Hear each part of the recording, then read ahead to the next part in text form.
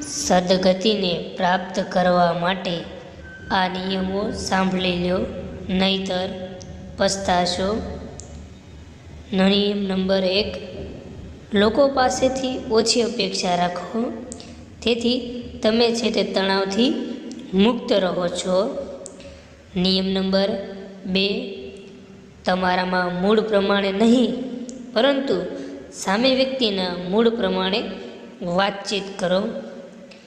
નિયમ નંબર 3, બોલતા પહેલાં તમારા મનમાં વાતચીતની યોજના બનાવો અને સારા શબ્દોનો ઉપયોગ કરો. નિયમ નંબર 4, વાતચીત સંપૂર્ણપણે ટૂંકી તેમજ સરળ રાખો અને સચોટ શબ્દનો ભારપૂર્વક ઉપયોગ કરો. નિયમ નંબર 5, જો તમારે તમારી છાપ સારી ઊભી કરવી હોય તો લોકોને પૂરા નામથી બોલાવવું, ટૂંકા નામથી નહીં. નિયમ નંબર 6, જો તમારે તમારું માન સન્માન મેળવવું હોય તો તે માંગવાથી નથી મળતો, તેને યોગ્ય રીતે કમાવવું પડે છે. નિયમ નંબર 7, તમારા છે તે તમને જે આપ્યું છે તેનાથી તમે રાજીપો વધારે મેળવવાની ઈચ્છા ન કરો.